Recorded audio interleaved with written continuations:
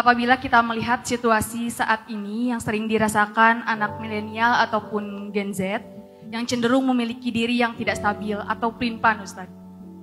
Contohnya beberapa saat mungkin merasakan ingin menikah yang menggebu-gebu, mungkin sesaat takut untuk menikah, beberapa saat melakukan hal baik yang wajib menurut agama serta sunahnya, namun terkadang juga goyah dengan imannya.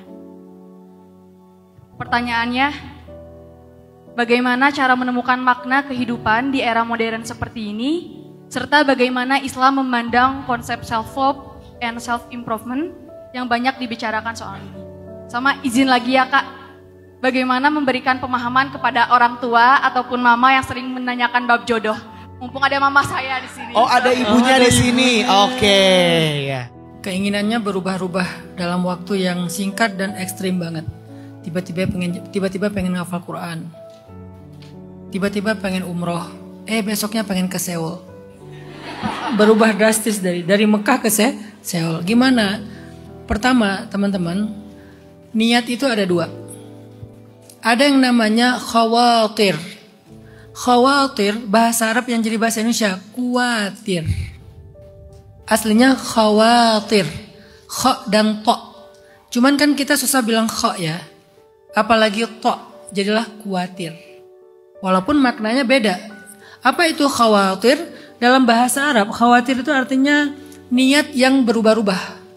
Pengen ini, besok pengen itu, lusa pengen apa lagi, lusa pengen apa lagi. Banyak banget keinginannya dan berubah-ubah, nggak pernah netep. Itu namanya khawatir. Itu nggak jadi pahala. Sedangkan niat yang jadi pahala namanya azam. Jadi ada kata azam. Fa'idha azamta. Kalau kamu sudah berazam, apa itu azam? Niat yang kuat. Pengen jadi hafiz.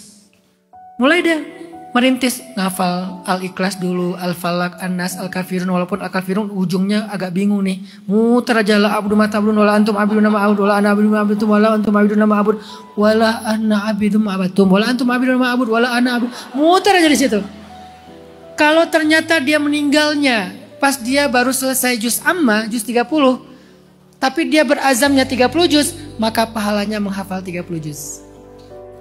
Karena kenapa? Innamal a'malu binniat. Tapi niat yang mana? Niat yang azam, bukan niat yang khawatir.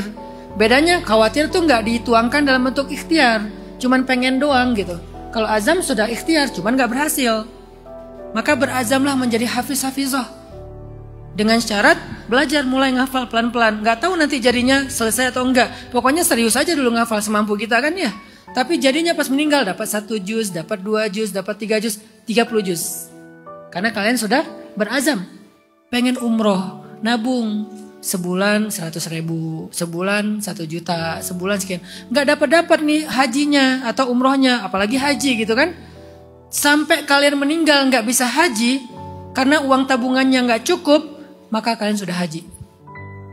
Itu dahsyatnya nih niat. Makanya kata pelin-pelan ini saya pengen kita merubahnya, coba pelin-pelan khawatir dirubah menjadi azam. Bedanya apa? Azam itu sudah jadi ikhtiar, udah dilaksanakan walaupun belum sempurna, walaupun belum selesai, tapi udah dilaksanakan semampunya. Apapun kebaikan yang kalian inginkan, lakukan dulu aja. Jangan tunggu siap, ideal, jangan, lakukan dulu aja. Kalaupun gak jadi tetap dapat pahala yang utuh 1. Kalau jadi 10. Jadi kalau kalian hafal Quran 30 juz, jadi 300 juz.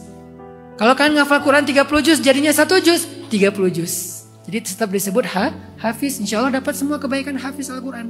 Begitu juga amal-amal yang lain. Pengen qiyam, pengen tahajud. Udah disiapin segala macam. Bahkan sebelum tidur doa, ya Allah pengen tahajud, bangun-bangun duha. Udah tahajud malam itu. Selama kalian serius. Udah nyiapin ini, nyiapin itu, alarm sampai 10. Terus tidurnya lebih awal. Kemudian gak terlalu kenyang sebelum tidur. Udah sholat sunnah dulu sebelum tidur. Doa ya Allah bangunkan tahajud. Tapi qadarullah bangunnya duha jam 9. Tahajud.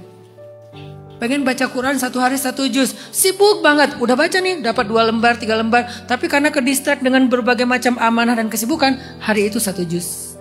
Itulah dahsyatnya niat azam. Jangan khawatir. Kemudian apa sih makna kehidupan dalam Islam? Bagaimana Islam memaknai self love atau self improvement, self reward dan segala macam, me time. Sebetulnya itu ada pembahasan khusus ya di sharing time tentang masalah self love. Semoga suatu saat kita bisa bahas lebih dalam. Tapi ringkasnya adalah semua itu ada haknya. Setiap persendian kita ada haknya. Sampai Nabi mengatakan setiap persendian manusia itu ada hak sedekah. Jadi kita harus memberikan haknya masing-masing. Sedekahnya tangan kita apa, sedekahnya pikiran kita apa, sedekahnya mata kita apa, semuanya ada haknya. Baik dalam bentuk amal soleh maupun dalam bentuk reward, kayak istirahatnya. Waja'alnal laila libasa. Kami jadikan malam itu sebagai pakaian. Arti pakaian tuh rehat. Ya ayyuhal muzammil, ya ayyuhal muddathir. Itu kan bab-bab self love, self reward, me time. Apalagi nanti self improvement. Nanti Al-Quran mengajarkan kepada kita bagaimana cara kita untuk meningkatkan kapasitas diri kita, meningkatkan value diri kita. Itu ada banyak sekali pembahasan tentang itu. Tapi singkatnya adalah Islam menghargai hak setiap segala sesuatu. Hak orang lain, hak keluarga, hak diri kita, bahkan hak orang yang kita benci sekalipun atau musuh kita sekalipun. Apa hak dia? Adil. وَلَا يَجْرِمَنَّكُمْ شَنَآنُ قَوْمٍ عَلَىٰ أَلَّا تَعْدِلُوا. Jangan gara-gara kalian benci sama satu kaum maka kalian berlaku tidak adil kepada mereka. Itu hak mereka, apalagi diri kita sangat dihargai oleh Islam.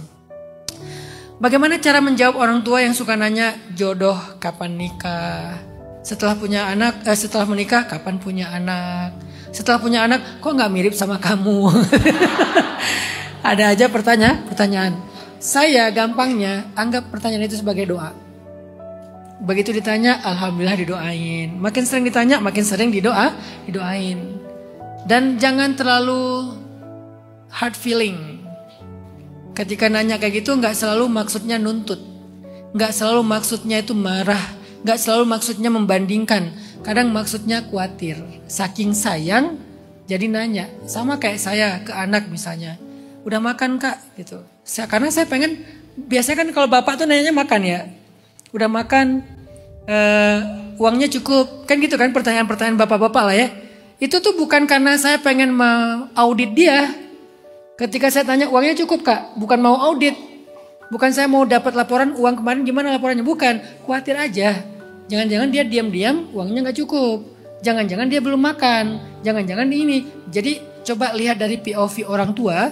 Karena saya juga orang tua, sering banget orang tua itu agak bawel karena khawatir, karena sayang. Tapi orang tua juga harus mengerti. Jangan sampai kita terlalu sayang bikin anak kita gak nyaman. Dua-duanya harus sama-sama saling mengerti. Tapi dari POV anak, lihat itu sebagai kasih sayang. Lihat itu sebagai doa. Insya Allah gak akan jadi baper karena itu. Allahu a'lam.